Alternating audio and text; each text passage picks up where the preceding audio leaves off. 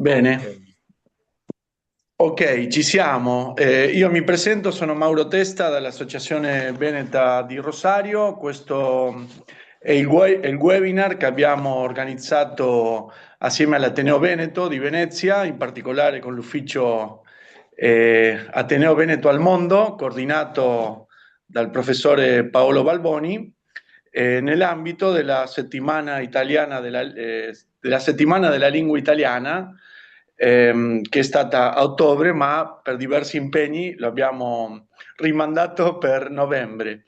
Il titolo, il lema di questa settimana era Italofonia, l'italiano oltre i confini, e Paolo ci ha proposto come titolo della sua esposizione appunto sì, ma quale italiano? Io voglio anche fare un piccolo accenno. Alcune ore fa c'è stato il secondo incontro di un ciclo anche di seminari che abbiamo organizzato assieme al Dipartimento di Italianistica di Rosario sulla pluralità linguistica in Italia e che il professore Balboni gentilmente ha presentato tramite un video che potete trovare sul canale YouTube del Dipartimento di Italianistica.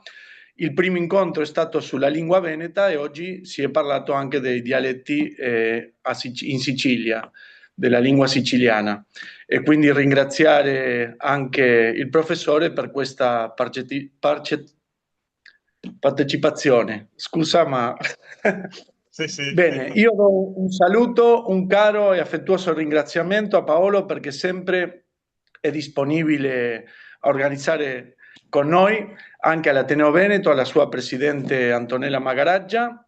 E quindi questo webinar ci sarà magari domani o lunedì, ci sarà sul nostro canale YouTube anche, come ci sono quei 3 seminari webinar che abbiamo fatto l'anno scorso con il professore Balboni, che potete guardare o tornare a guardare ancora.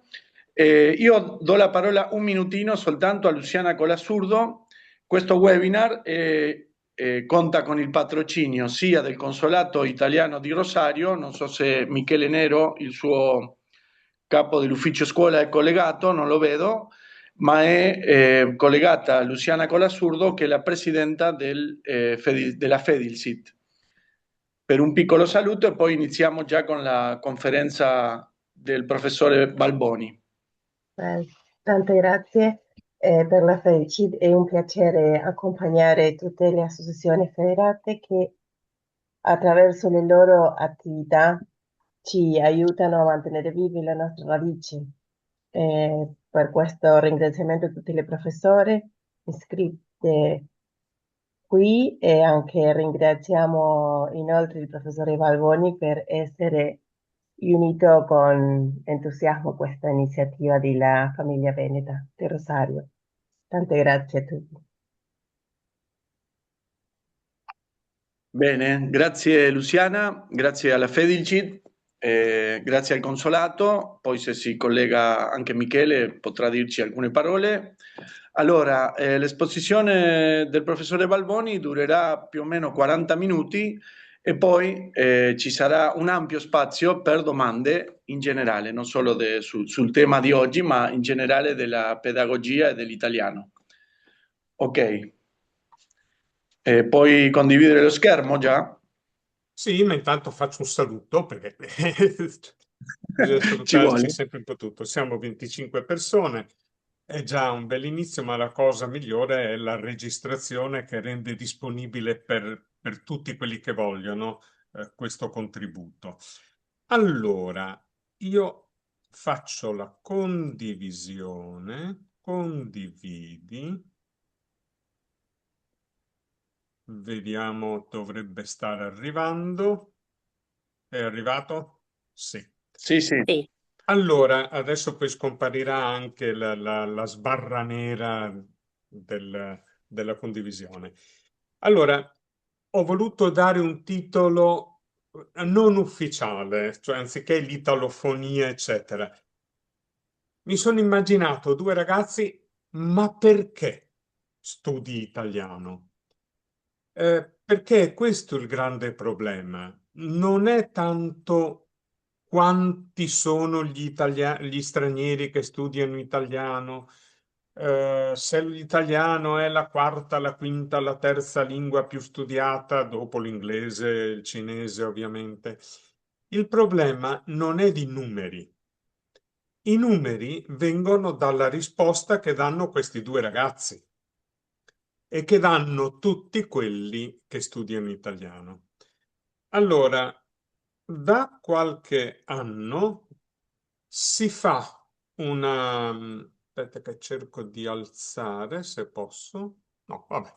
Si fa una iniziativa a Roma, scusa, che sono gli stati generali dell'italiano nel mondo. È incominciata nel 2014, la prima, a Firenze in quel momento. E nel 2014 c'erano più o meno 2 milioni e 65 studenti. Nel 2018 erano cresciuti, nel 2020 più o meno cresciuti rispetto al 14 e poi diventa un problema perché nel 2020 c'è stato il Covid. In pratica per 2 anni le scuole private, soprattutto, sono state chiuse. Le Dante Alighieri, molte di queste scuole sono state chiuse.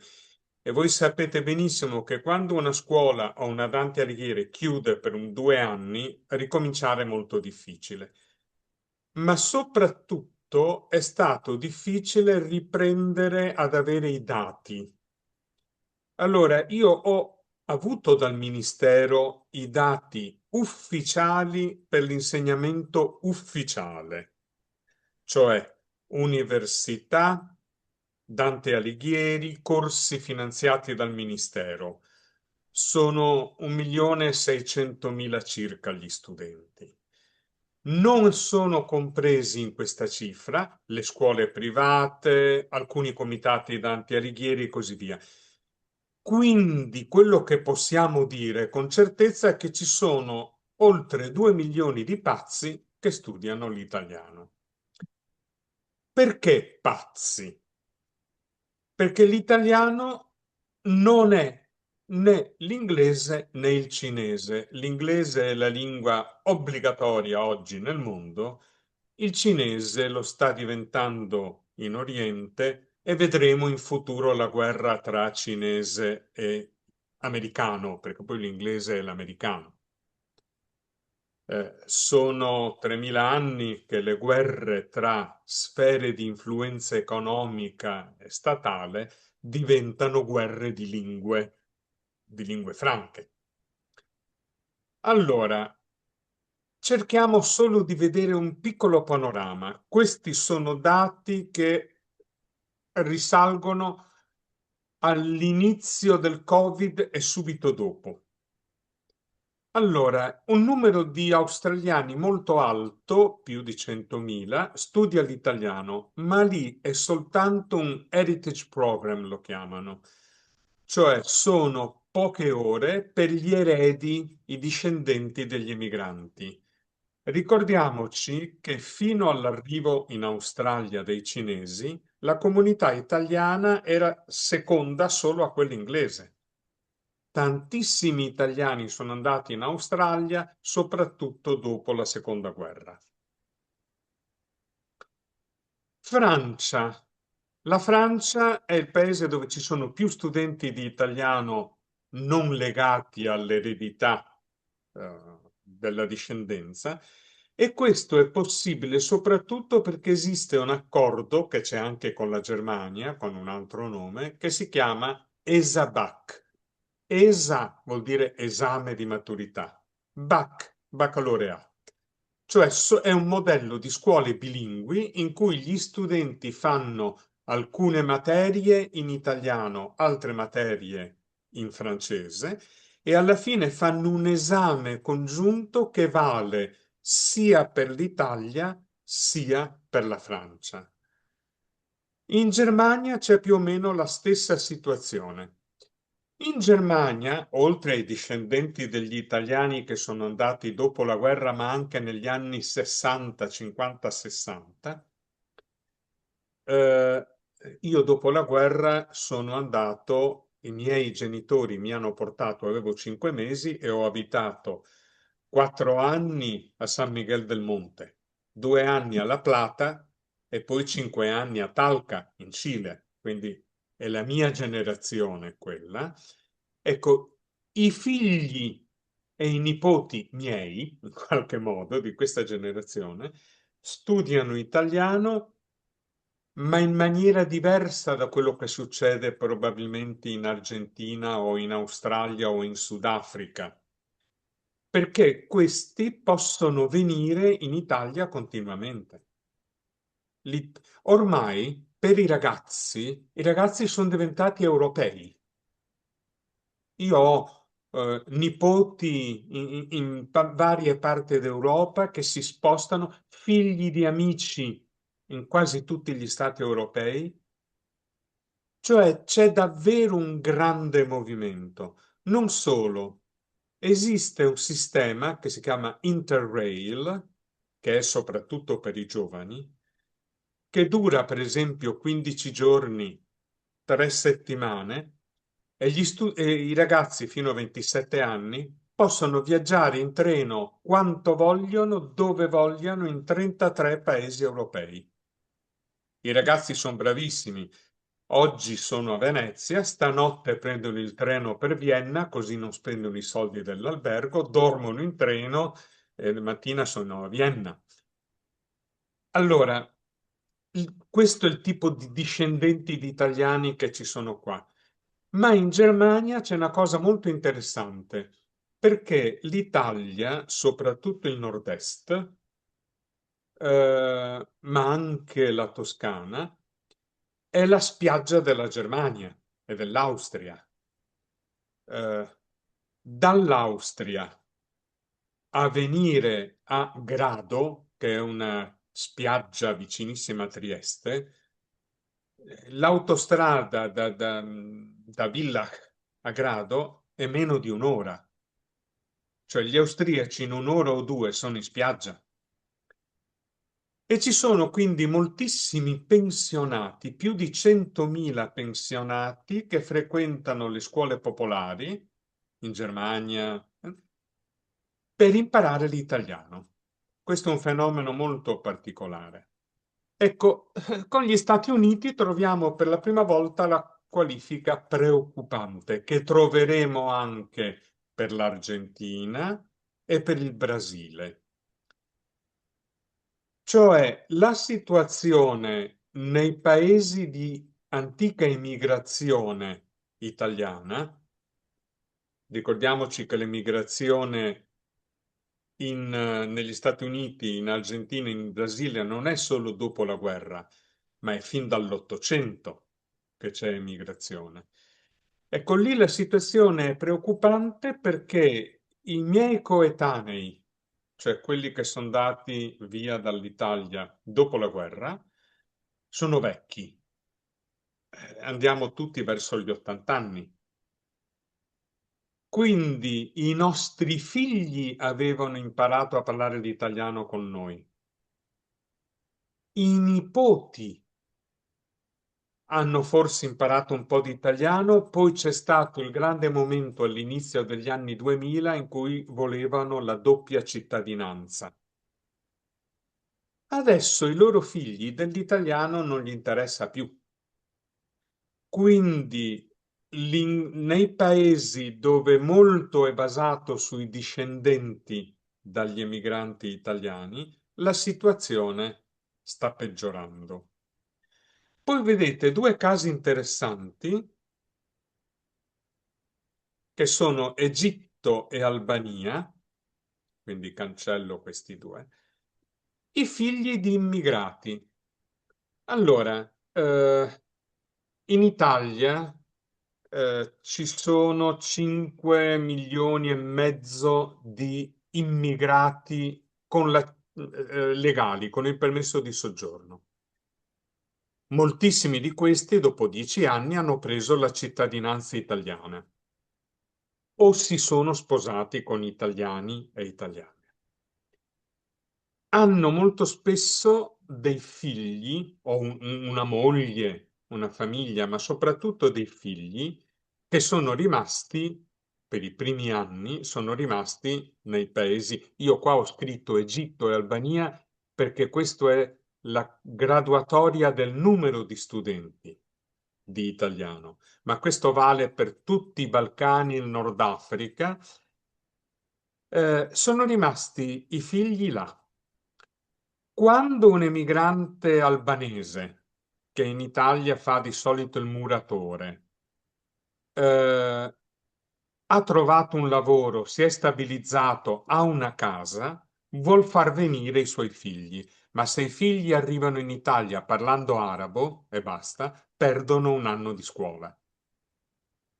Allora, le autorità italiane, ma anche le scuole private, organizzano in Egitto, in Albania, in Macedonia, in Serbia, in Marocco, organizzano corsi di italiano.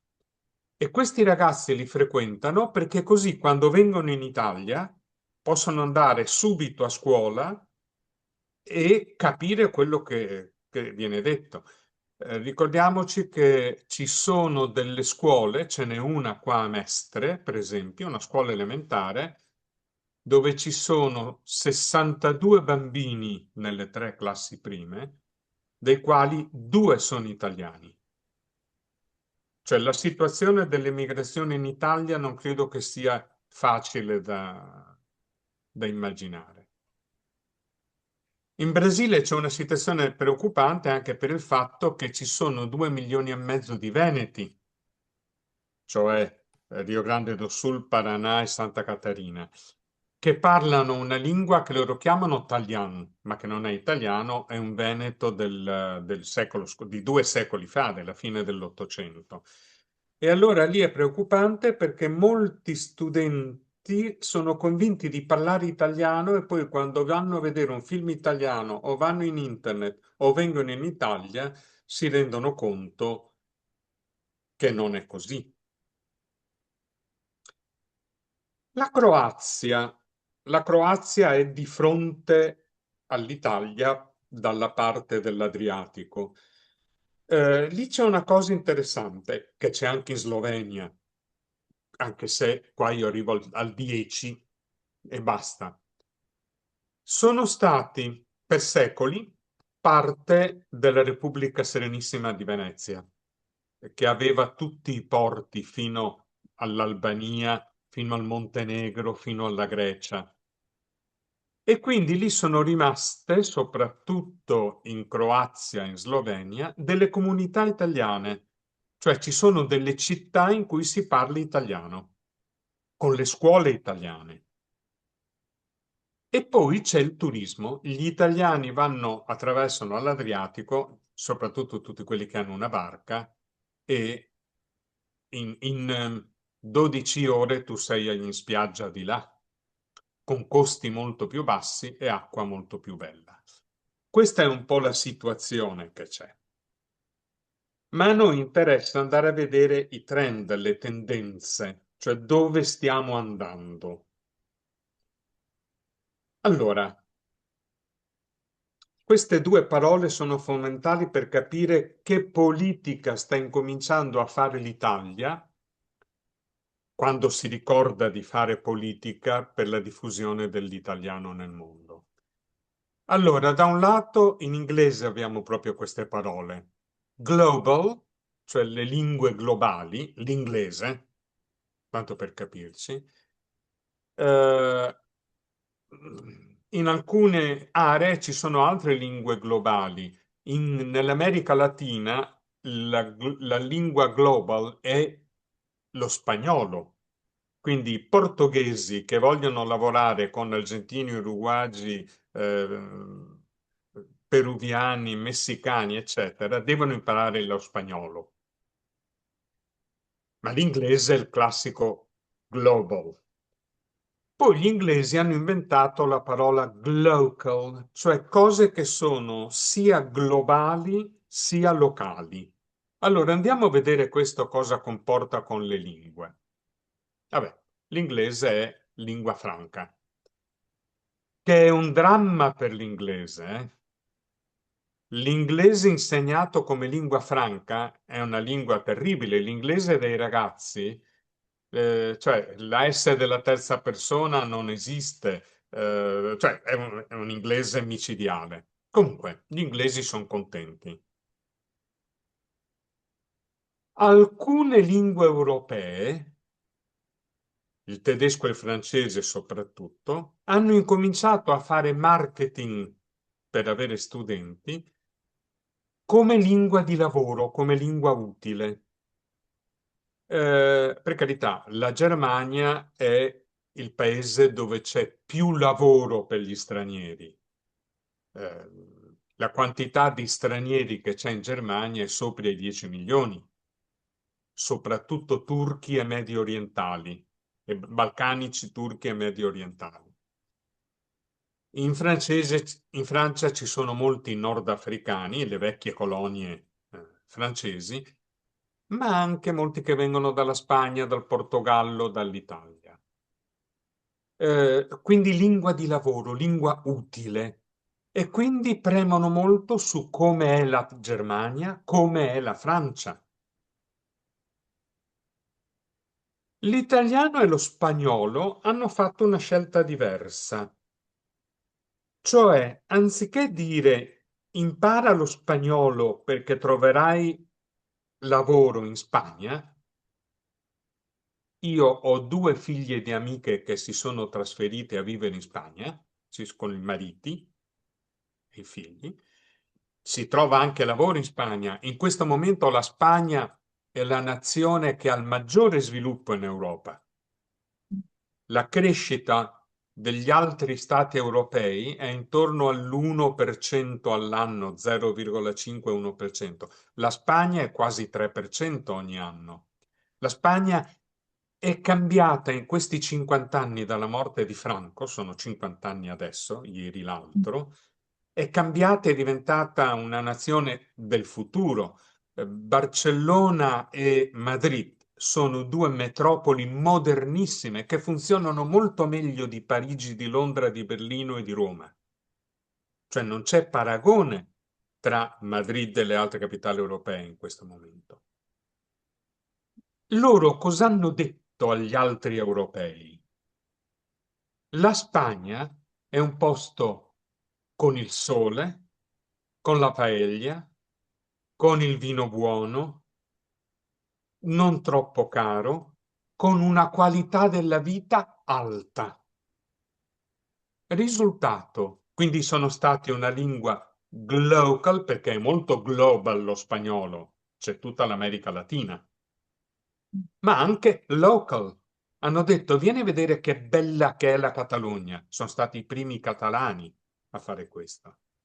Risultato, nelle scuole italiane medie si studiano due lingue, l'inglese è un'altra lingua, i genitori fanno la coda per iscrivere i figli a spagnolo, non a francese o tedesco.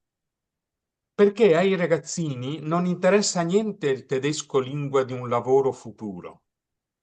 Gli piace vedere la Spagna, il mondo spagnolo e così via, la movida. L'Italia ha fatto la stessa cosa, ha promosso l'italiano come lingua di una filosofia di vita. Dopo vedremo alcune di queste cose, ma che è basata soprattutto su le cose belle, le cose buone, la qualità appunto della vita, del cibo, della moda, e così via. Quindi sono due mondi diversi. Gli studenti di tedesco e di francese, tranne pochissimi, tedesco lo studiano tutti i filosofi per ovvie ragioni, sono quasi sempre persone che hanno voglia di andare a lavorare con il mondo tedesco e con il mondo francese. Gli studenti di italiano e di spagnolo lo studiano come una lingua da vivere, non una lingua per fare. Allora, perché Che cos'ha l'Italia? Che cosa ha cercato di dire l'Italia al resto del mondo per avere 2 milioni di studenti di italiano? Anzitutto che l'Italia è la più grande macchina del tempo esistente sul pianeta. Abbiamo tantissima arte greca, antica, abbiamo tanta arte romana, abbiamo tanta arte rinascimentale, abbiamo anche arte moderna, i futuristi stanno riscoprendoli. Ma la cosa che io ho voluto darvi con questa diapositiva, con questa slide, è che in Italia tutto questo patrimonio artistico è presente allo stesso tempo nello stesso museo, nelle stesse città. Cioè, mentre in Grecia avete l'arte greca e basta, tutto il mondo classico, e in Germania avete l'arte barocca, qualcosa di gotico, in Inghilterra soprattutto c'è molta arte gotica, anche in Francia, e poi arte seicentesca. L'Italia ha questo patrimonio, soprattutto di arte antica, che nessun altro paese europeo ha e che i sudamericani avrebbero con gli Incas, con gli Aztechi e così via da proporre. Allora, è una macchina del tempo. Tu vieni in Italia, questa è la proposta che si fa agli studenti stranieri, vieni in Italia e in qualunque posto tu vada, ti trovi in 3 chilometri quadrati 3000 anni di tracce del tempo. È anche una macchina dell'arte, quindi non soltanto cose, ma anche letteratura. Io qua vi ho messo Dante, ovviamente. Anche qua. La letteratura italiana era letteratura italiana. Quest'anno sono 800 anni di San Francesco, 700 anni di San Francesco. San Francesco è il primo poeta italiano, ma ce n'erano già alcuni altri. Dante, Petrarca, Boccaccio. Quando loro fanno già i capolavori, le letterature francesi, inglesi, spagnole, tedesche non esistono ancora. E si arriva ovviamente a Camilleri, passando per l'arte italiana. Io qua vi ho messo i 3 pezzi più grossi, cioè Michelangelo, Leonardo e Raffaello. È ancora una macchina dell'arte musicale. Tutti pensiamo a Verdi, ma non dobbiamo dimenticare che Mozart scriveva in italiano, ha fatto il Flauto Magico in tedesco, ma le altre sue opere sono in italiano, e poi Puccini. Perché vi ho messo questa slide? Perché il patrimonio culturale più diffuso nel mondo non è la letteratura, non è il cinema, ma è l'opera. Esistono 2 siti internet che sono Opera Data e Opera, e basta, che fanno le statistiche. Voi potete andare su Opera Data Statistics e vedete negli ultimi 5 anni quali sono le opere e gli autori più rappresentati in tutti i cartelloni di tutti i teatri d'opera del mondo. Allora, su 10, parlo di 3-4 settimane fa, quando mi sono preparato per la settimana italiana nel mondo, no, un mese fa, un mese e mezzo fa. I 10 compositori più eseguiti al mondo, 7 sono italiani, ma uno è Mozart, che scriveva quasi sempre in italiano. L'opera più rappresentata al mondo è La Traviata, ma di 30 opere, 21 sono italiane. Ma quello che mi interessa è far notare non solo Verdi l'italiano, che però prendeva opere da Shakespeare, da Balzac, scusate, no, da Victor Hugo, da Schiller, ma anche Mozart, che lavorava in Austria e in Germania e faceva cose in italiano. Ma soprattutto Puccini. Puccini, si parla sempre dell'Italietta di fine Ottocento, Era un'Italia in cui c'era Puccini che ti ambienta un'opera a Parigi, la Bohème, sesso, droga e rock and roll, pratica. Ti fa un'opera in Giappone, Madame Butterfly. Ti fa un'opera in Texas, ma non Lescaut. Ti fa un'opera in California, la fanciulla del West. Ti fa un'opera in Cina, quando ancora la Cina non era la Cina potente, cioè di un'apertura al mondo che era enorme. L'Italia è questa macchina dell'arte. Allora, la prima cosa che ha fatto l'Italia per propagandarsi è stata macchina dell'arte. E io però sono arrabbiato perché gli italiani dimenticano sempre l'Italia macchina della scienza.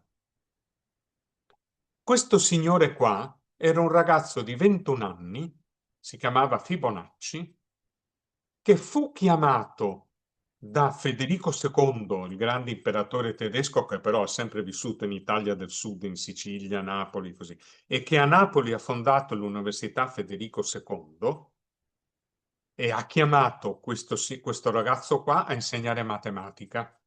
Ha chiamato anche tale Tommaso, anche lui di 22 anni, a insegnare filosofia. E ha creato l'Università di Salerno per la medicina, in cui la lingua era l'arabo. Questo ragazzo ha scoperto l'arabo lì, ha scoperto i numeri arabi e ha convinto l'imperatore in modo che in tutto l'impero, Sacro Romano Impero, quindi l'Europa, si usassero i numeri arabi, quelli che usiamo noi.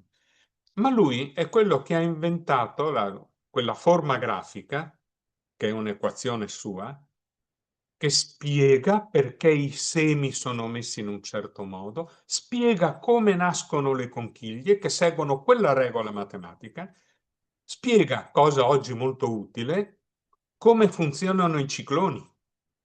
Ma qua siamo nel 1240. Io adesso non ve ne metto tanti, metto per forza Galileo. Ma Galvani è quello che scopre che gli ordini passano dal cervello al tutto il resto del corpo, nei nervi, con 12 volt. Volta ha dato i suoi nomi ai volt, appunto, ma ha inventato la batteria senza la quale, senza la pila, i nostri cellulari sarebbero spenti. Marconi è quello che ci consente di parlare da un continente all'altro oggi, qui. Fermi, che si è rifiutato di fare la bomba atomica, è alla base del studio di energia nucleare. Abbiamo gli ultimi 3 Nobel della fisica. Cioè c'è una scuola di fisica, c'è una scuola di medicina. Allora, Leonardo non era solo un pittore, un architetto, un ingegnere. Studiava i cadaveri ed è il primo che scopre che il colesterolo provoca l'infarto. Malpighi, ancora oggi si usa l'Atlante anatomico di Malpighi, è stato il primo a descrivere e disegnare tutti gli organi del corpo. Scienze politiche. Io qua ho messo Machiavelli, in realtà bisognerebbe partire dal De Monarchia di Dante. Machiavelli, Guicciardini, Vico, Muratori. Allora, tutto questo viene dimenticato. Ma a lui, al ragazzino, che sta per andare all'università o che sta per fare gli ultimi 3 anni di liceo, tutto questo non interessa ancora. Che cosa gli interessa? Mettiamoci gli occhiali super per cercare di capire. Ho messo gli occhiali rossi perché le 4 F sono in rosso. Allora, l'Italia sta facendo uno sforzo per restare sopra i 2 milioni di studenti, per far sì che i corsi di italiano continuino e se è possibile che aumentino, vendendo l'italiano come la lingua di uno stile di vita, di un modo di essere. E c'è un gioco di parole che è fatto con 4 F in inglese. Il primo è food. Allora, ovviamente il vino, il formaggio, la pasta, la pizza, eccetera, eccetera, sono famosi. La cosa importante è la fotografia che vediamo sotto, è una fotografia che avevo incollato sopra, ma che evidentemente non si è salvata. La fotografia che è sparita qua sopra sarebbe una chiocciola, una lumaca che vanno lentamente. È il logo di Slow Food che si sta diffondendo in tutto il mondo.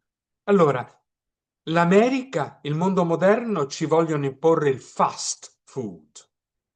Mangi solo perché hai bisogno di carboidrati, proteine. La cucina italiana si propone come slow food. Hai mezz'ora?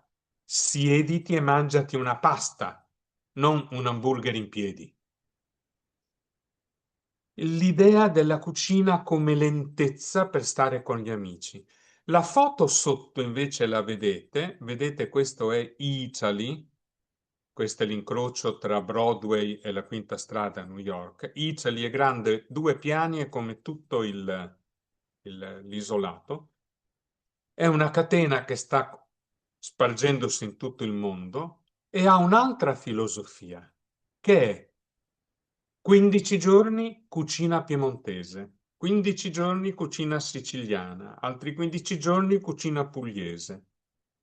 Cioè, mentre tutto il mondo vuole che mangiamo tutti allo stesso modo, la McDonald's ti garantisce che il peso di un hamburger e il tipo di carne che c'è in un hamburger a Pechino, a Buenos Aires e a Dublino è uguale identico, cioè il cibo senza patria.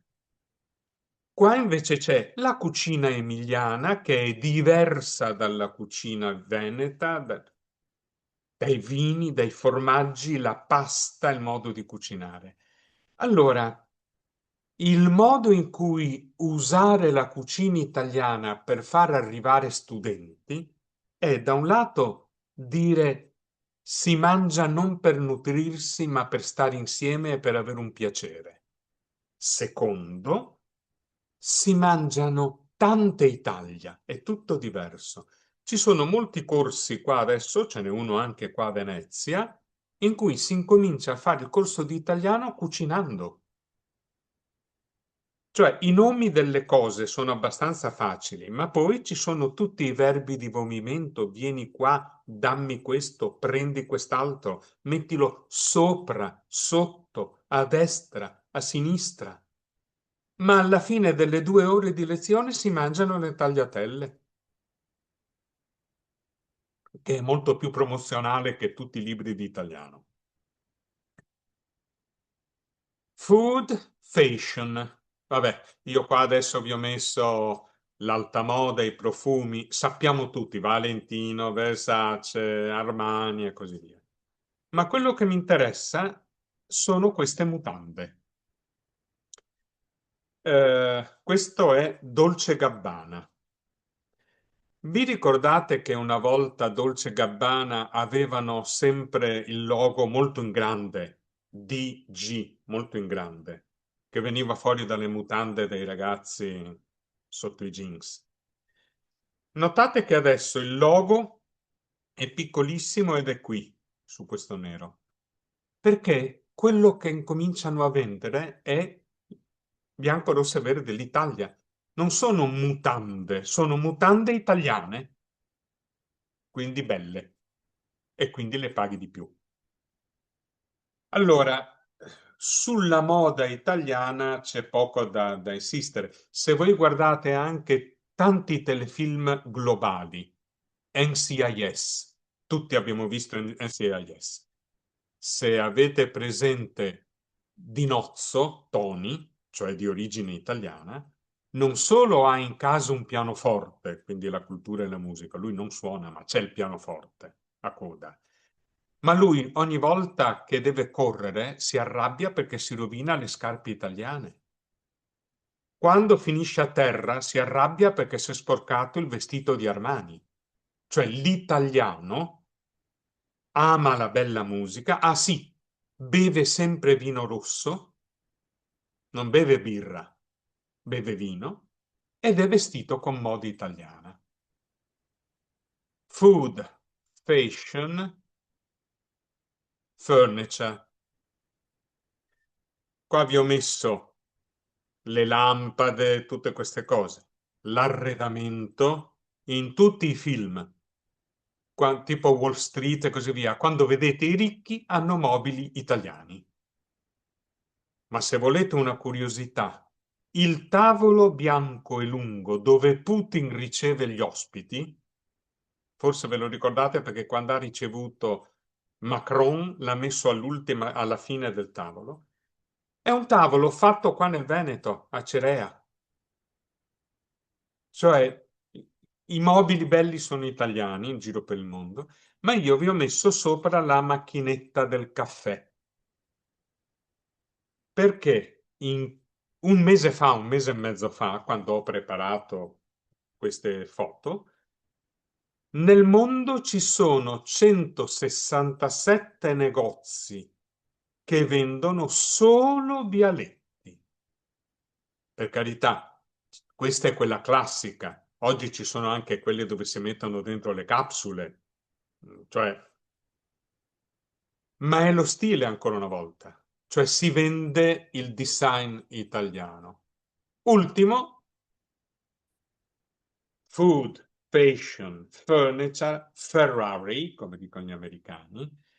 Di questi tempi la Ferrari non è molto forte in pista, ma se volete una Ferrari oggi, la richiesta è talmente alta che prima vi fanno un esame, non la danno a tutti. Devi essere una persona adatta alla Ferrari, devi impegnarti a non dipingerla mai di giallo, blu, eccetera. Devi firmare, ma soprattutto devi aspettare un anno, perché siccome le Ferrari sono fatte a mano, aspetti un anno per spendere 1 milione di euro comprandoti una Ferrari che non puoi mai mandare a 350 all'ora sulle strade normali. Eh, io ci ho aggiunto anche la F della Fiat perché in effetti la 500 è diventata uno status symbol. Io ho una mia teoria. È bellissima, è meravigliosa, è una macchinetta meravigliosa, ma la ragione per cui sono pieni gli Stati Uniti di Fiat 500, ma adesso anche la Francia e la Germania, è perché dappertutto ci sono gli enormi SUV. Ma la 500 la parcheggiate di punta tra due SUV. È corta. Quindi la metti dappertutto, secondo me è quella, ma insomma. Morale. L'Italia ha cominciato a vendersi come il mondo della cucina lenta e diversa. Nel Veneto il baccalà, cioè il merluzzo, si fa in 4 modi diversi. Baccalà alla vicentina, baccalà alla veneziana, baccalà alla trevigiana e baccalà mantecato. Ma ci sono 20 chilometri tra una città e l'altra. La moda, l'eleganza, l'eleganza, l'eleganza, cioè questo è quello che si sta vendendo. Un sondaggio fatto tra gli studenti americani che hanno scelto l'italiano. In America è molto più utile lo spagnolo come seconda lingua, perché a Manhattan ci sono più parlanti di spagnolo che di inglese. E a Miami, io sono stato 4 volte a Miami a fare formazione di corsi di italiano, riuscivo a portare tutti i miei colleghi inglesi alla Cage Ocho o altre strade, perché se vuoi vivere bene a Miami devi andare a mangiare cucina sudamericana, soprattutto cucina caraibica. Allora, i ragazzi che hanno scelto italiano hanno risposto che Italian is sexy perché è dolce, e Italian is cool. Ma la spiegazione interessante di una ragazza, perché Italian is sexy, Italian is cool? Eh sì, perché se tu stai con un ragazzo che studia tedesco, sai che quello penserà solo a lavorare. Se stai con un ragazzo che ha scelto la lingua inutile, cioè l'italiano, puoi farci tante altre cose migliori. Questa è stata la risposta testuale della ragazza. Io ho finito la mia esposizione, 35 minuti, e vi pongo un po' di domande, poi se vogliamo ne parliamo. Allora, l'italiano, abbiamo detto, per gli americani è sexy e cool. Per i ragazzi europei è un po' simile, scelgono l'italiano per venire in Italia a divertirsi. È la qualità, come scelgono lo spagnolo per andare alla Movida di Barcellona. Da voi adesso in Argentina, io la situazione prima l'ho definita preoccupante guardando i numeri, ma io avevo numeri, voi ci siete. Seconda domanda, voi avete studenti. Perché questi studenti studiano l'italiano? Ma la cosa importante soprattutto è perché gli studenti non di origine italiana studiano l'italiano, perché il futuro è lì. E poi c'è un altro problema per voi che lo insegnate l'italiano.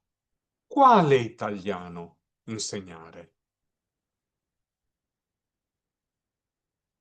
L'italiano dei manuali, io nella mia vita ho scritto 4 manuali di italiano, stanno andando fuori commercio ormai, quindi non faccio pubblicità. L'italiano dei manuali non lo parla nessuno in Italia, tranne i giornalisti o i doppiatori televisivi o qualche attore di teatro, qualche 10.000 persone. L'italiano, quello dei manuali, è l'italiano standard, ma come sentite anche da me, nessuno ci prova a parlarlo. Allora, quello che viene sentito come importante è non avere una cadenza napoletana, siciliana, veneta, emiliana troppo forte. Prendiamo ancora in giro gli italiani che hanno una cadenza forte.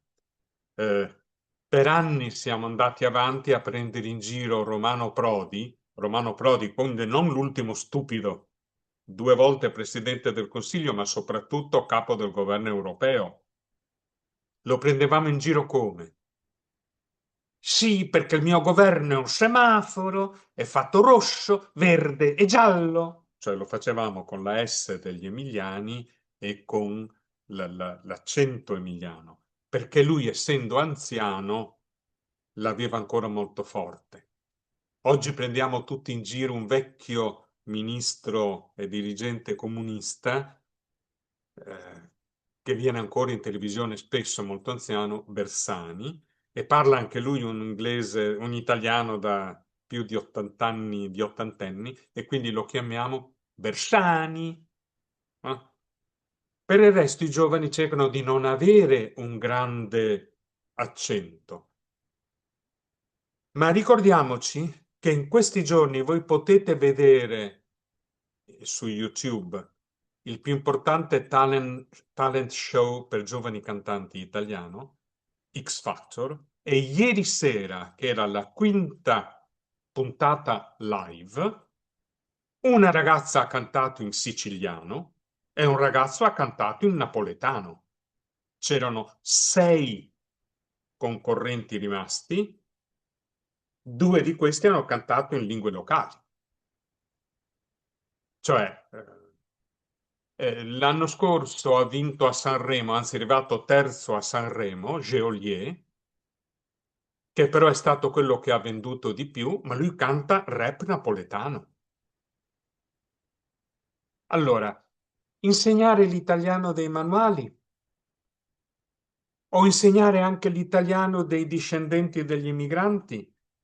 molti insegnanti di italiano da molti anni non vengono in Italia o non parlano con gli italiani e quindi hanno un italiano piuttosto vecchio.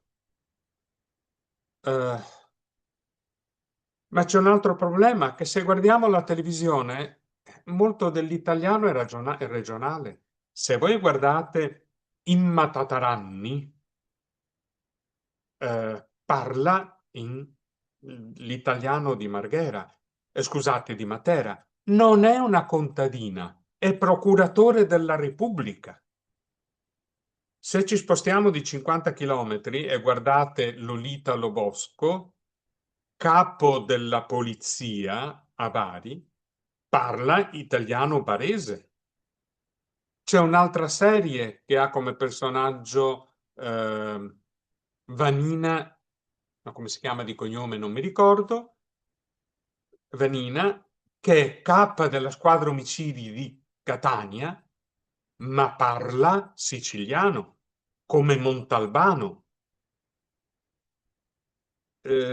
come Macari, un'altra serie ambientata in Sicilia.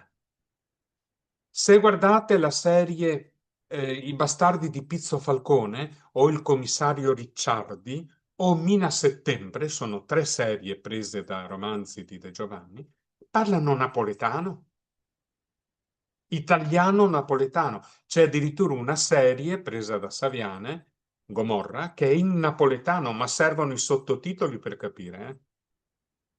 Ma altrimenti l'italiano con sfumature regionali in televisione lo trovate dappertutto. Le serie televisive, ma anche perché i romanzi più venduti in Italia sono romanzi polizieschi in serie con molta regionalità. Quelli di Malvaldi sono in toscano, quelli di oh, come si chiama? Vabbè, sono in bolognese. Quelli di Manzini hanno dentro tanto romanesco. Allora, quale italiano vogliono gli studenti e quali insegniamo? E come andare a trovare l'italiano vivo?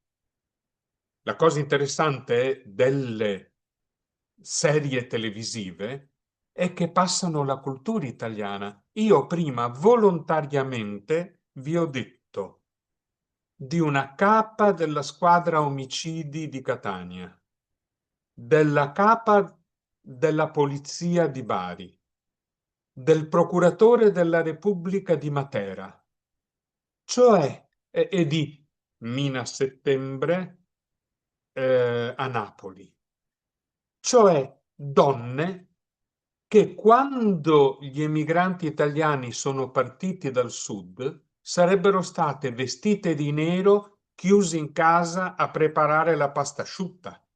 Questa è l'immagine vecchia dell'Italia.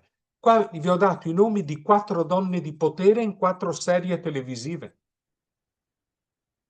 Cioè l'Italia cambia.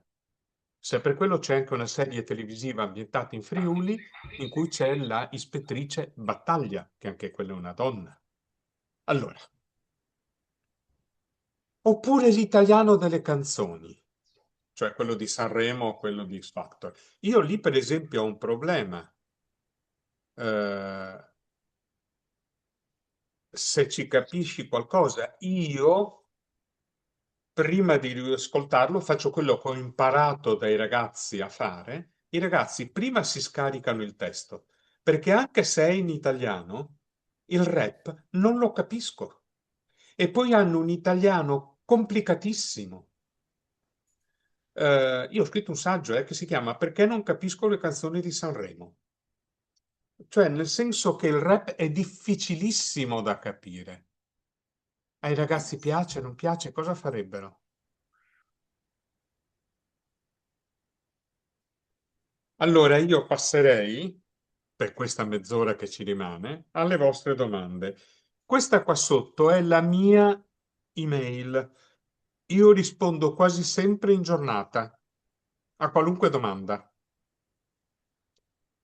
Se volete avere informazioni su quello che si pubblica in Italia sull'italiano come lingua da studiare, sull'insegnamento, E se volete andare a vedere tutto il progetto mondiale, tutto gratis, di intercultura, tra cui anche italiani e uruguagi, italiani e argentini, italiani e cileni, eccetera, che è tutto gratis, basta che voi mi scriviate e io vi mando il link. Allora, io adesso faccio così, faccio anche così, che così. E adesso io sono qui a disposizione vostra.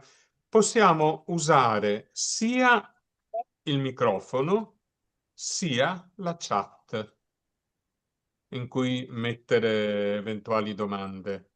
Io qua vedo che per ora c'erano tanti saluti e quindi io vi rimetto comunque la mia mail.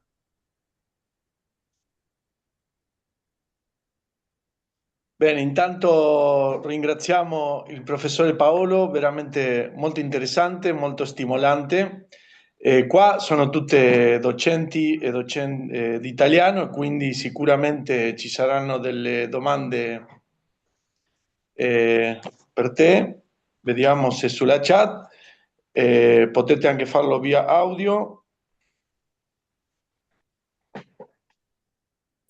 Ciao, innanzitutto Ciao ciao. grazie professore per l'esposizione. L'altro giorno mi ha contattato un mio studente che, ok, andrà a fare il B1, no?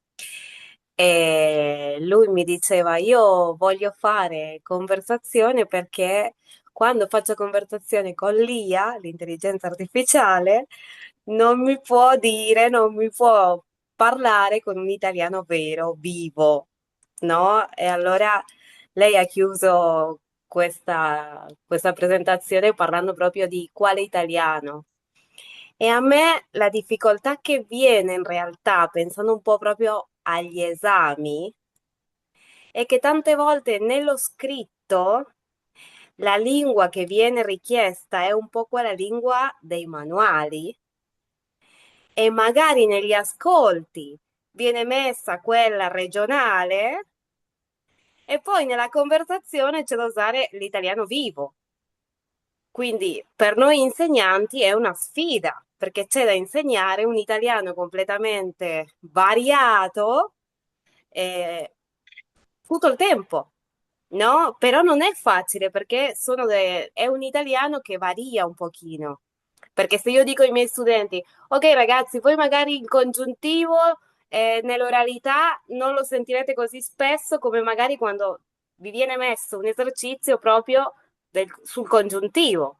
E quindi loro mi dicono, e allora come facciamo noi? Dovete impararvi comunque il congiuntivo. Eh sì, ma poi nell'orale è lì che entro io in difficoltà. Quindi lei cosa farebbe in quel caso? Come farebbe? Come affronterebbe questa cosa? Allora, la prima cosa è sull'intelligenza artificiale. Io ho avuto un'esperienza personale traumatica, ve la racconto.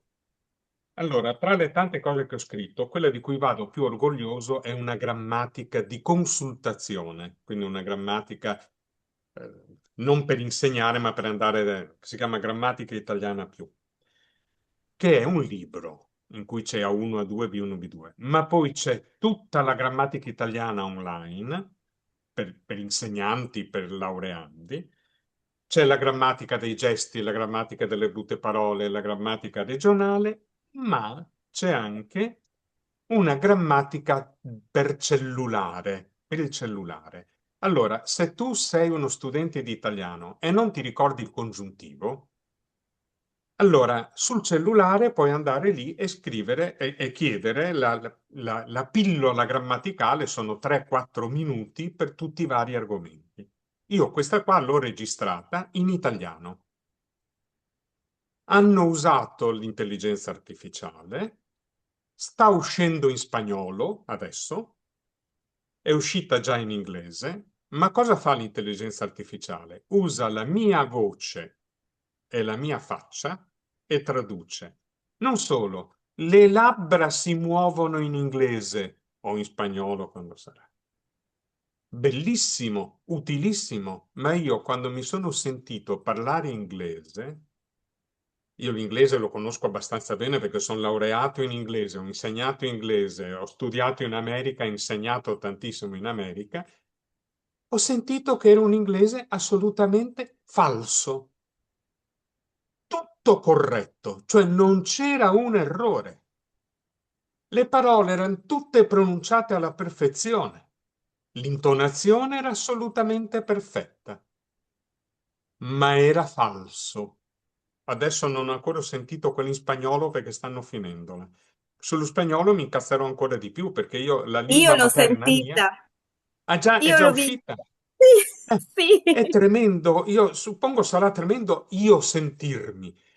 Perché? Perché l'intelligenza artificiale, che è utilissima e bravissima, fa tante cose, quando arrivi all'italiano vivo non ce la fa.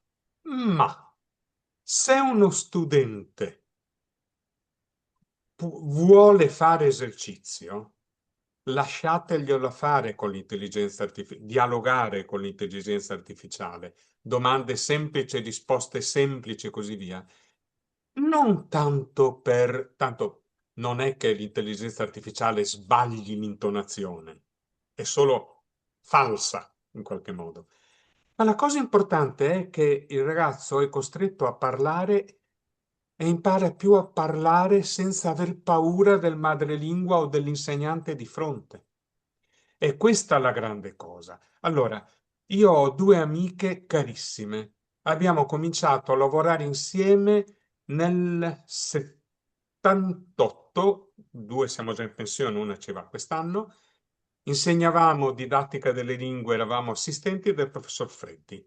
Una è inglese, Mary Carmel Cunan, una è francese, Marie-Christine Jamet. Tutti e due hanno insegnato qua all'Università di Venezia finché non sono andati in pensione, non sto andando.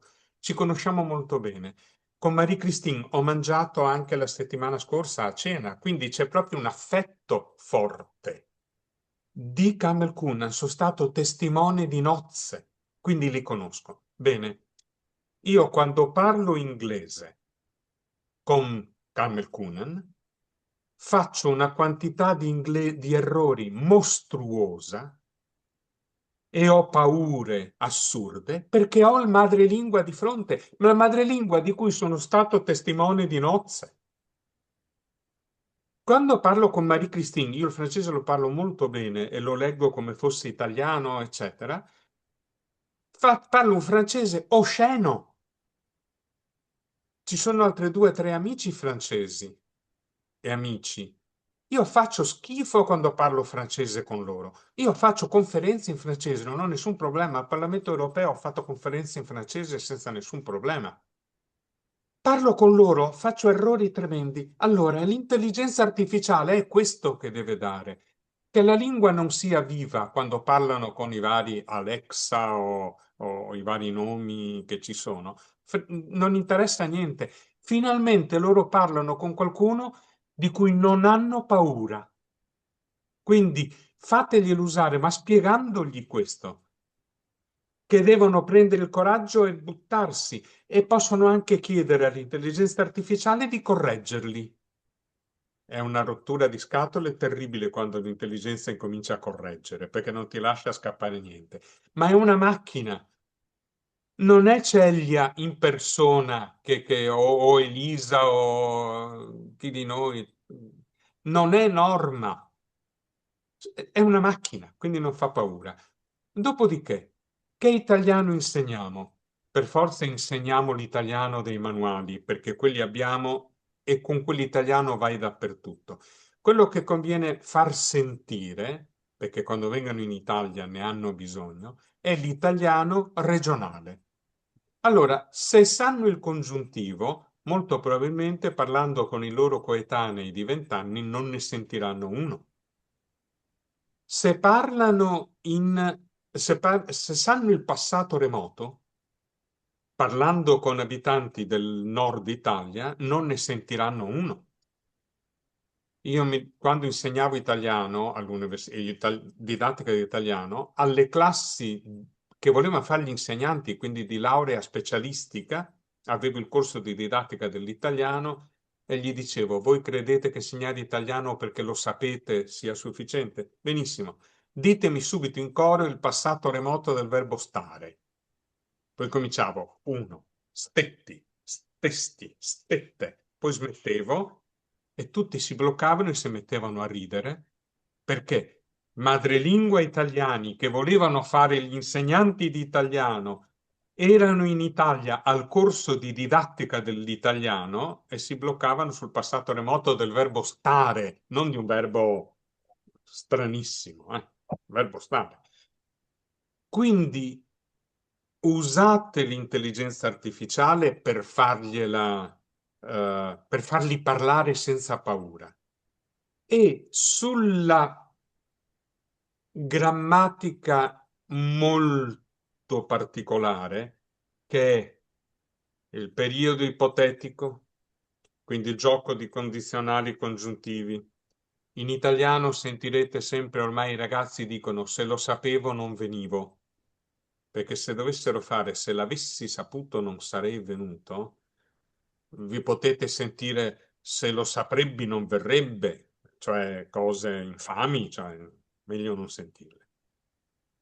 Quindi insistere poco, passato remoto, che lo capiscano molto, perché poi io ho fatto una storia della letteratura italiana per stranieri e le ultime pagine sono tutte a spiegare il passato, perché in letteratura il sistema del passato è estremamente complesso. Però, quindi che lo capiscono un passato remoto, anche se non lo usano, va bene. E il congiuntivo? Il congiuntivo è una cosa che sta sparendo, ma non perché sparisce il congiuntivo, è perché i ragazzi italiani oggi, anche per colpa della messaggistica, WhatsApp, eccetera, usano frasi brevi. I ragazzi scrivono una frase e poi spediscono. Avete presente i messaggi fatti con 8 messaggini? Questo vuol dire che tu fai tutte frasi coordinate e poi, e poi, e poi. E non hai bisogno del congiuntivo, perché sono le subordinate che richiedono il congiuntivo.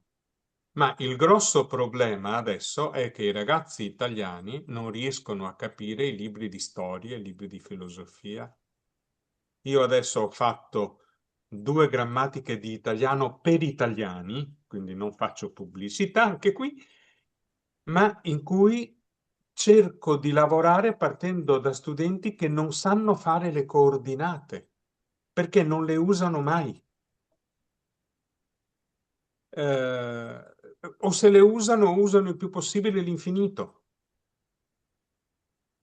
Cioè, scusate, l'indicativo. C'era qualcosa che non mi quadrava nella frase. Cioè, c'è un problema per cui gli editori adesso stanno chiedendo grammatiche in cui la consecutio temporum tra passati, passati, imperfetti, da un lato, e le subordinate, quindi le congiunzioni subordinanti, malgrado, sebbene, gli studenti italiani le sanno poco. Allora, quello che intanto stiamo cercando di fare è quello di insegnargli a capirle. Perché se leggi un libro di storia, un libro di filosofia, se leggi un contratto, dentro un contratto ci sono contratto di lavoro, contratto di affitto, un contratto banalissimo per la vita quotidiana, un bando di concorso per borse di studio, per un Erasmus in Europa, eccetera. Se tu leggi queste cose, sono piene di frasi subordinate. Il linguaggio giuridico è terrificante. Anche noi vecchi dobbiamo fermarci lì e rileggere alcune frasi. I ragazzi sono totalmente sprovveduti. Quindi non fateli morire perché li usino, ma fateli morire perché li capiscano. Ma non perché devono capirli per la grammatica, ma perché quando firmeranno un contratto per una borsa di studio, per un affitto di un mese in Italia e roba del genere, essere in grado di capire le subordinate non è una brutta cosa.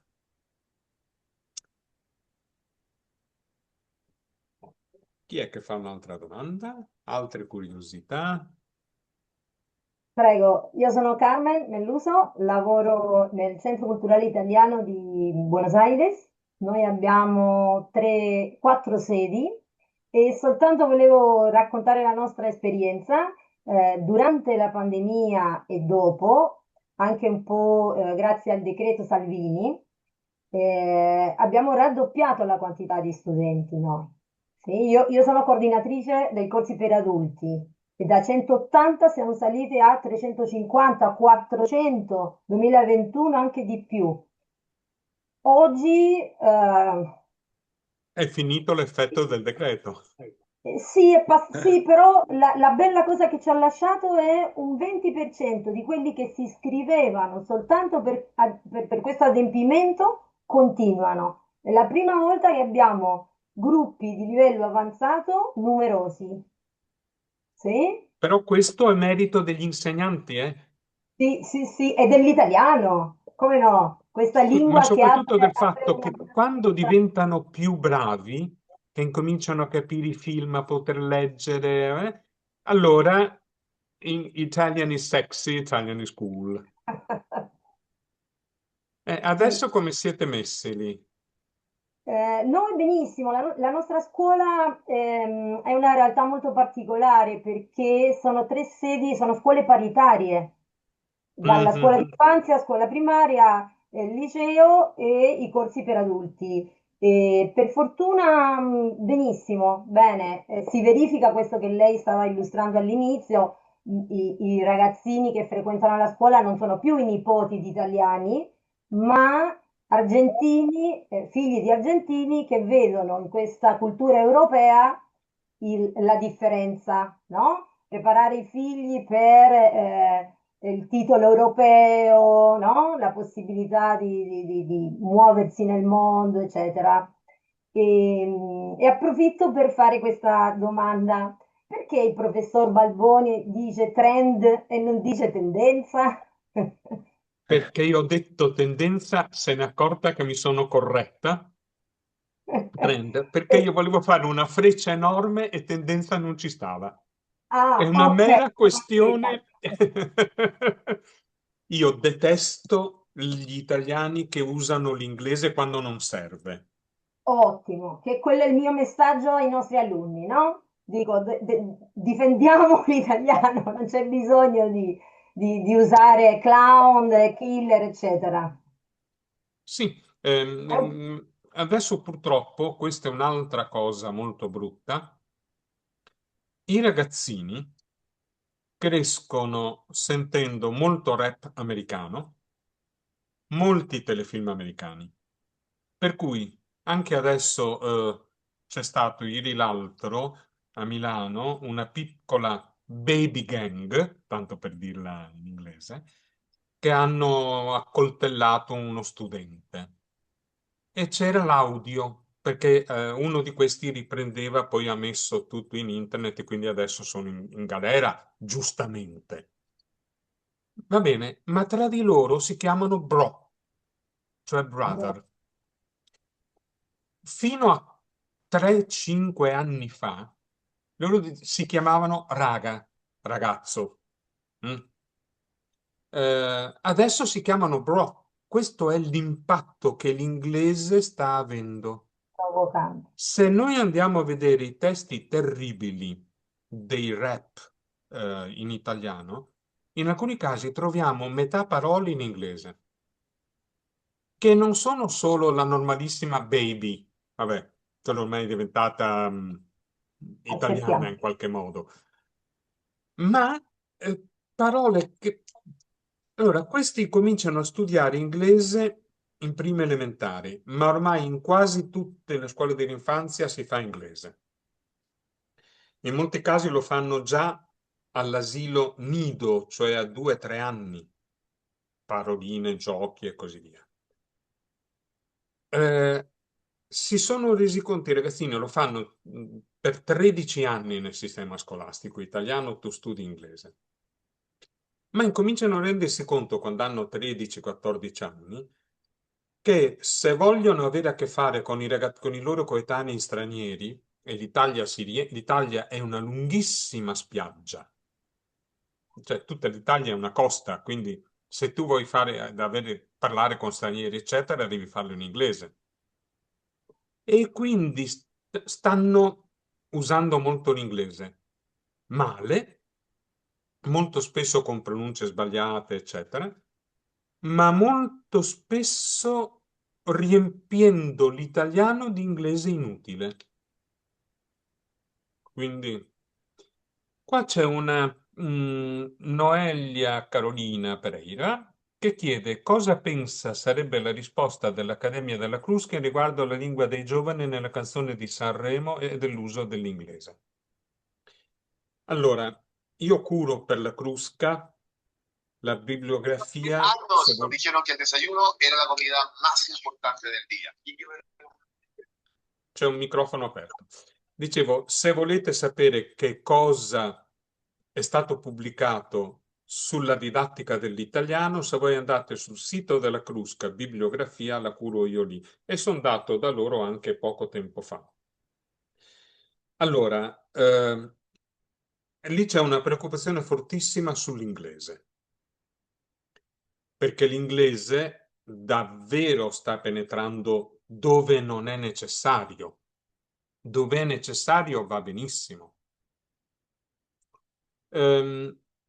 Invece sono totalmente senza parole, o ne dicono ma non riescono a incidere, sul problema dell'italiano dei giovani e dell'italiano delle canzoni.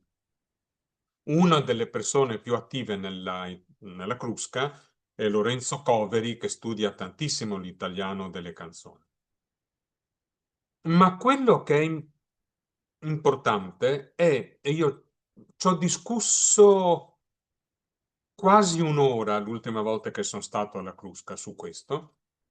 Non mi credono, ho perso, e questo è un problema, che loro mi dicono è un inglese da stupidi, da ignoranti. In realtà, ultimo Festival di Sanremo, nei primi 3 c'erano Lazza e Ultimo. Ultimo è che scrive in mezzo romanesco e così via. È un signore che è diplomato in composizione all'Accademia di Santa Cecilia di Roma. Cioè, definirlo un ignorante. Lazza, che è quello che ha teorizzato tutto il rap Rio Contra, in cui le parole sono al contrario, Rio Contra. Non so, palco, colpa. Per cui tu mentre ascolti hai anche tutte le parole. Questo signore è diplomato in pianoforte al Conservatorio Giuseppe Verdi di Milano. Proprio ignorante non è. Olli ha vinto l'ultimo Festival di Sanremo, un giocatore di rugby, è figlio di un avvocato e di un magistrato, è laureato anche con laurea specialistica in economia e commercio. Il suo italiano è da ignoranti. In questo momento uno dei più famosi in Italia tra tutti i cantautori è Achille Lauro, che ogni tanto canta in napoletano, canta in romano, eccetera. Lui, col suo nome di Lauro De Magistri, se ricordo bene, ha scritto libri, pubblica romanzi, fa il regista teatrale, è un ignorante. Capossela, il migliore secondo me non si capisce niente perché lui parla malissimo, eccetera, però tra i poeti giovani scrive libri con Feltrinelli, è un ignorante. Ultima, X Factor, talent show, ragazzi che vanno lì e cantano cose e roba del genere. almeno 6 o 7 di questi vestiti in maniera traumatica, che parlano un italiano traumatico, si siedono al pianoforte e si accompagnano, cioè tutta gente con studi forti. Alcuni di questi passano dal pianoforte alla chitarra, ma suonandolo da professionisti, non. Ma quella che suona il pianoforte e che chiaramente ha fatto il conservatorio, ieri sera cantava metà in italiano, metà in siciliano. Cioè, allora, è l'italiano che sta evolvendosi in maniera turbolenta e rapida, come sta succedendo anche altre lingue europee, perché i ragazzi stanno facendo una scelta, questa è la cosa più importante, una scelta di vita che li porta ad aprirsi totalmente al mondo, dimenticando rifiutando quello che gli è stato dato a scuola, perché la scuola, nella loro percezione, non li ha preparati al mondo. Poi, quando emigrano negli Stati Uniti o in Inghilterra, eccetera, noi abbiamo in Italia un 135.000 laureati che vanno via ogni anno dall'Italia. Quando vanno là, ringraziano la scuola italiana per tutto il resto della loro vita, perché poi una formazione liceale buona ti rimane. Ma i ragazzi di norma rifiutano la scuola perché la scuola è troppo lunga, da noi si fanno 5 anni delle superiori anziché 4, e quando fanno la quinta sono già maggiorenni, cioè i loro compagni europei stanno andando all'università e loro sono ancora femminili, e perché molto spesso l'insegnamento dell'italiano, e questa è la battaglia che ho cominciato a quasi 80 anni, è fatto da insegnanti poco preparati metodologicamente. È una tragedia. I libri di testo che ci sono in giro sono cose assolutamente folli. Cioè che non hanno. Io adesso ho una delle battaglie che sto facendo ho creato l'associazione, la rete degli insegnanti di italiano L1, in un mese e mezzo 350 e più iscritti. Basta scrivere rete italiano L1. E se volete, per andare più tranquilli, scrivete anche ANILS, Associazione Nazionale Insegnanti di Lingue Straniere, ANILS, vi compare, lì trovate un saggio sulla lingua degli studenti di italiano oggi. Ma adesso stiamo incominciando e da gennaio cominceremo ad avere le buone pratiche e così via. Ho cercato di fare 15 video di formazione, gratuiti, è tutto gratis. I 15 video di formazione li trovate se chiedete portale italiano Lescher autoformazione, e lì vi vengono fuori 15 video. Perché sono poco aggiornati, non esiste un'associazione efficiente per gli insegnanti di italiano, ma soprattutto i libri, insomma, ci sono ancora dei libri che sono esattamente come quelli che usavo io quando sono arrivato in Italia, dove l'uso della lingua non c'è. Con questi 350 insegnanti abbiamo fatto un sondaggio e abbiamo fatto 3 webinar il 10, il 12 e il 13 di novembre, quindi la settimana scorsa. Sto parlando di cose. Abbiamo fatto il sondaggio su quali sono i loro principali problemi quando insegnano italiano ai ragazzi italiani. Il principale problema è che i ragazzi dichiarano che i libri sono fatti, non hanno niente a che fare con la loro vita. I libri sono fatti per la scuola e non per loro, i libri di testo, dico.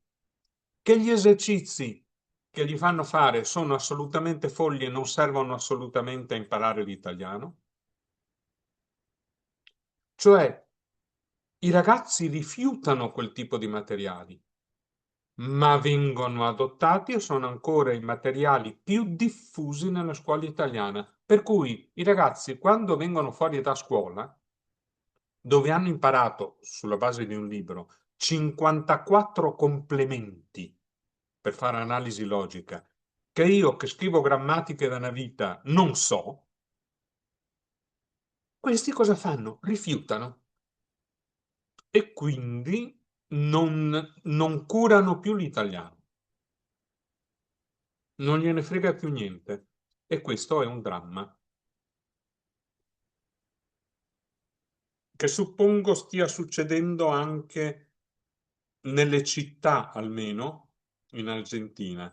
Io ne ho parlato e mi hanno detto di sì durante la settimana della lingua a Capodistria, Koper, in Slovenia, a Vienna e a Bratislava, dove ho fatto un giorno sì, un giorno no, e lì è la stessa identica cosa, con un dramma maggiore perché Slovacchia e Slovenia, che sono due stati piccoli, la Slovacchia ha gli abitanti del Veneto, la Slovenia ha metà degli abitanti del Veneto, hanno lingue in cui nessun film viene tradotto, non viene doppiato. Quindi i bambini, fin da piccoli, hanno solo televisione in inglese. Se voi andate a vedere la carta, si chiama il barometro delle lingue dell'Unione Europea, come vengono parlate le lingue, quali lingue, barometro delle lingue, o barometro, barometro, non mi ricordo se c'è anche, ma secondo me c'è anche in italiano. C'è la cartina della qualità dell'inglese parlato, stando alle certificazioni, e vedete che Slovenia e Slovacchia sono i posti in cui si parla meglio l'inglese in tutta Europa, tolta l'Inghilterra e l'Irlanda, of course. Meglio addirittura che in Svezia, in Norvegia e in Danimarca e in Olanda. Lì loro stanno perdendo la loro lingua non tanto perché non gli interessa parlare bene lo slovacco, ma perché la Slovacchia è povera. Di fianco hanno la Repubblica Ceca, fino a 30 anni fa erano Cecoslovacchia. Quindi i ragazzi che sono più bravi vanno a fare l'università a Praga, o a Brno, o a Vienna. Bratislava, la capitale della Slovacchia, è a un'ora. L'aeroporto è lo stesso, Vienna e Bratislava. Allora vanno lì, emigrano, scappano e usano l'inglese ovunque. Quindi questa è una situazione peggiore. Ne ho parlato perché abbiamo fatto un webinar con l'Egitto e lì questa situazione sta realizzandosi al Cairo, Alessandria, cioè nelle città grandi, nella classe medio-alta. Ma era la classe medio-alta, la borghesia, che curava la lingua. Cioè, che quelli che facevano da modello linguistico erano i modelli della buona borghesia, l'insegnante, il medico, il parroco, il farmacista, l'avvocato. Adesso questi ragazzi mettono dentro una quantità enorme di inglese e per non farsi vedere come ricchi borghesi o come middle class, appena escono dal loro comfort zone, visto che non bisogna usare l'inglese, da dove stanno bene, dal loro ambiente, usano un arabo estremamente povero, estremamente brutto, proprio per non essere identificati come ricchi. Queste cose qua, io mi ricordo uno studio che ho fatto negli anni fine 70, primo 80, era già avvenuta a Città del Messico, dove i figli dei ricchi parlavano come rancheros per non essere identificati come figli di ricchi, perché la vita lì era molto pericolosa. Quindi se tu uscivi dal tuo quartiere protetto di Ciudad del Messico e andavi nei quartieri più vivi dove i ragazzi vogliono andare per ballare, mangiare, fare i ragazzi, cioè fare le pazzie che fanno i ragazzi, per fare le pazzie stavano imparando e si insegnavano tra di loro lo spagnolo, il castigiano del rancheros. io quando ho fatto questo studio ho provato a ascoltarne un poco, non ho capito neanche il senso. Insomma, io 10 anni ho parlato spagnolo e poi io continuo a leggerlo e così via. Non ho capito il significato globale del dialogo che mi ero fatto registrare, eh. Cioè, altro che spagnolo dei rancheros, quelli era terribile. Quindi sta succedendo questo nel mondo. Quindi passato remoto, congiuntivo, periodo ipotetico, che lo capiscano. Se poi non lo usano, non piangerei. In compenso, l'intelligenza artificiale gliele usa molto, perché l'intelligenza artificiale nasce sui libri. Quindi se dialogano, se hanno un loro dialogo con l'intelligenza artificiale, gliela fa glieli dà giusti e sentendoli li imparano.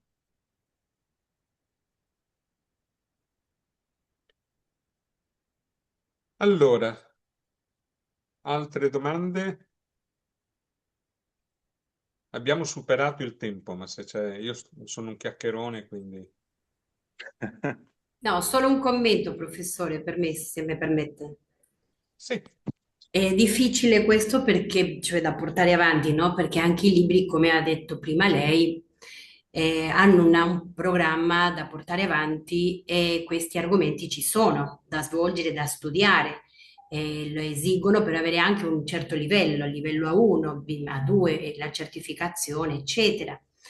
E allora per noi è un problema questo, perché da una parte vogliamo insegnarli, dobbiamo cioè insistere su questa, le regole e da un'altra parte, come ben dice lei, non piangerei su queste, Però su questo fino a che è un problema. A1, A2, B1 non ci sono né congiuntivi Eh né... sì, cioè, quindi lì ci si ma salva. È dal B2 in poi che diventa esatto, tragico. sì, ecco, sì, sì, sì, È dal è B2 vero, in poi che diventa tragico. sì, Mm. proprio. C'è un Gabriele Santone, sono insegnante in lingua italiana a Rosario, sto collaborando, insegno del nuovo disegno curricolare lingue straniere per la scuola primaria provincia di Santa Fe. Le lingue saranno offerte come curricolari in forma equitativa. In questo quadro il suo contributo per noi è molto importante per definire quale italiano proporre ai bambini. Allora, siccome che scelgono l'italiano, scusate se qua faccio proprio me lo dico da solo, faccio lo stronzo. Cioè, non bisogna convincere i bambini. Per far sì che tanti si iscrivano, in modo che la quota di italiani, bisogna convincere le famiglie. E allora food, fashion, furniture, Ferrari vanno benissimo per convincere le famiglie. Insieme al fatto che comunque l'italiano ti porta, ecco, questa è un'altra cosa che noi dimentichiamo sempre, perché se voi leggete i giornali italiani, sempre in crisi, sempre in crisi, sempre a piangere. Allora, l'inflazione è tra le più basse d'Europa. Ieri, non mi ricordo quale delle tre, non è Standard Poor's, è l'altra, insomma, una delle tre grandi agenzie di rating, dopo 23 anni ha aumentato il rating italiano dell'affidabilità. Moody's. L'Italia rimane la seconda potenza industriale d'Europa dopo la Germania. Rimane la terza economia, perché in questo la Francia è superiore. Da 20 anni ha superato l'Inghilterra, sia dal punto di vista industriale sia dal punto di vista economico. Allora, noi piangiamo sempre, ma forse spiegare agli studenti, alle famiglie, che l'Italia ha 60 milioni di persone, come l'Inghilterra e la Francia, meno della Germania, ma più della Spagna, del Portogallo e della Polonia. Con 60 milioni di persone, seconda potenza industriale europea e così via. Forse non è proprio un cattivo investimento investire sull'italiano, che a differenza di altre lingue è una macchina del tempo, una macchina dell'arte, ma che ha anche buon cibo, eccetera, eccetera. Dopodiché, per carità, si mangia benissimo anche in Francia. Un po' meno in Germania, se devo essere sincero. Ma ecco, cioè coinvolgere gli insegnanti, i genitori. Dopodiché, se volete organizzare anche un webinar, un incontro con i genitori, io sono qui, io sono sempre disponibile. Quindi volentieri do una mano dove serve. E poi scusi, professore, io aggiungerei anche che che ci sono anche più possibilità di viaggiare oggigiorno. Quindi che l'Italia è a portata di mano. Non è come prima che magari era molto difficile o in Europa ci andava solo chi bla bla bla. No, adesso è anche un po' più alla mano, ecco. Io qua a Venezia trovo tante comitive di sudamericani, tante, che una volta non c'erano. Sudamericani, e io qua non sono in grado di distinguere se siano cileni, argentini, venezuelani o altro, perché la mia competenza non arriva tanto. Mentre non c'erano, e adesso ci sono, giovani brasiliani, che una volta non c'erano. Probabilmente sono brasiliani che vengono dal sud del Brasile, quindi hanno più abitudine all'Italia in qualche modo.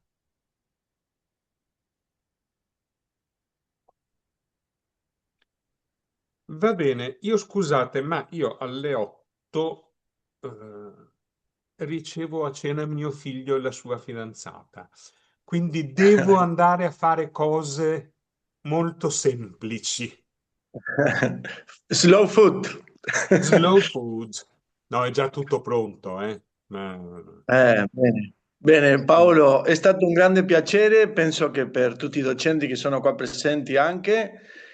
Come abbiamo detto l'anno scorso, nell'ultimo webinar, ti aspettiamo l'anno prossimo per una Sono qua. nuova... Sei qua. Andiamo Perfetto. a trovarti.